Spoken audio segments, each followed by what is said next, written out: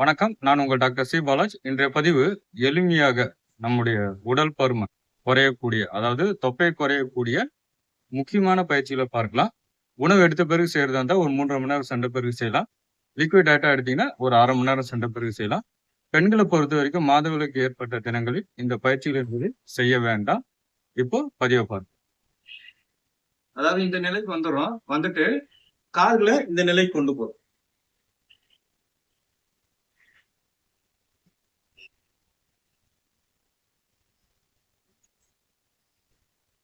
கால் வந்து இந்த டைரக்ஷன்ல போகும்போது உங்களுடைய கழுத்து பகுதி என்பது டைரக்ஷன் மாத்துறோம்.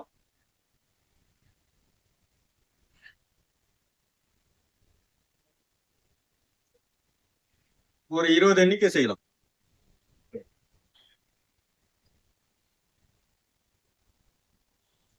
இதுல செய்யும் பொழுது உங்களுடைய உடல் உறுப்பு, அதாவது நம்மளுடைய ராஜ உறுப்புகள் அனைத்தும் பலப்படுத்தக்கூடிய ஒரு நிலையை நம்ம பார்க்கலாம்.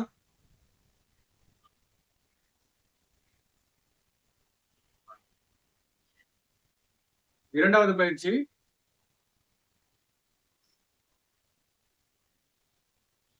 இதுல ஒரு 25 எண்ணிக்கை நம்ம செய்யலாம். 25 எண்ணிக்கைன்றது பாத்தீங்கன்னா 1 2 3 இது போல எண்ணிக்கையில 25 எண்ணிக்கை. இதுல செய்யறதுனால உங்களுடைய உடல் பருமன், உங்களுடைய தொப்பை பகுதி என்பது விரைவாக குறையக்கூடிய ஒரு நிலையை நம்ம பார்க்கலாம். கேஸ்ட்ரிக் ட்ரபிளுக்கு ரொம்ப நல்லது, மோஷன் ப்ராப்ளத்துக்கு நல்லது, முதுவலிக்கும் ஒரு முக்கியமான ஒரு பயிற்சியை பார்க்கலாம்.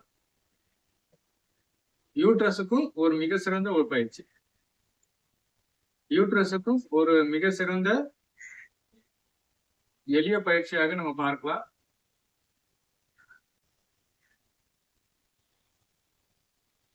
மூன்றாவது பயிற்சி இதுலயே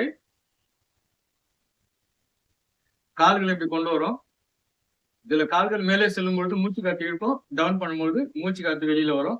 அதே போல இந்த போஸ்டர்ல செய்யும் பொழுது இங்க மூச்சு காத்து இழுப்போம், இங்க மூச்சு காத்து வெளியில வரும்.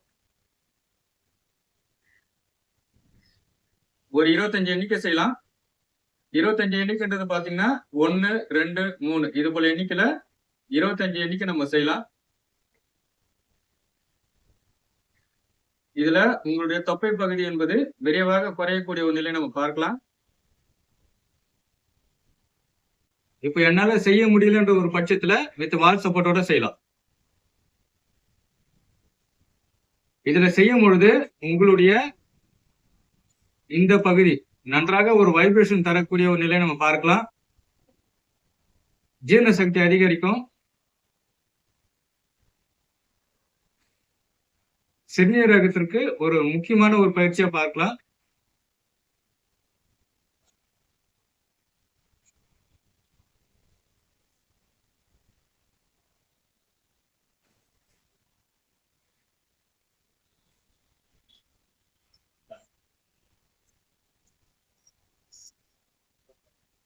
இப்ப நம்ம எளிமையாக ஒரு 3 பயிற்சிகள் செய்தோம்.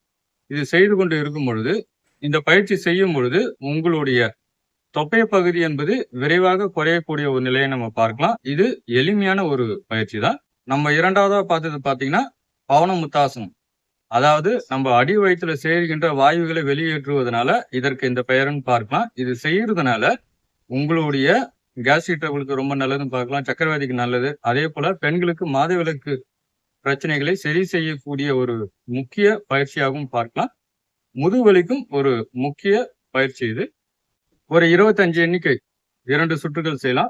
நம்ம மூன்றாவதா பார்த்த பயிற்சியின் பெயர் வந்து ஹர்த்த ஆலாசனம். இது ஏற்கலப்பையுடைய பாதி நிலையில இருப்பதனால இதற்கு இந்த பெயர்னு பார்க்கலாம். இந்த ஆசனம் செய்வதனால ஏற்படக்கூடிய நன்மைகள்னு பாத்தீங்கன்னா சக்கரவாதிக்கு ரொம்ப நல்லது, உடல் பருமன் குறையும், பெண்களுக்கு வந்து ஒரு மிக சிறந்த ஒரு பயிற்சியாகவும் பார்க்கலாம். நம்மளுடைய ஜீரண சக்தி அதிகரிக்கக்கூடிய ஒரு நிலை, மோஷன் ப்ராப்ளத்துக்கும் ஒரு மிக சிறந்த ஒரு பயிற்சியாகவும் பார்க்கலாம்.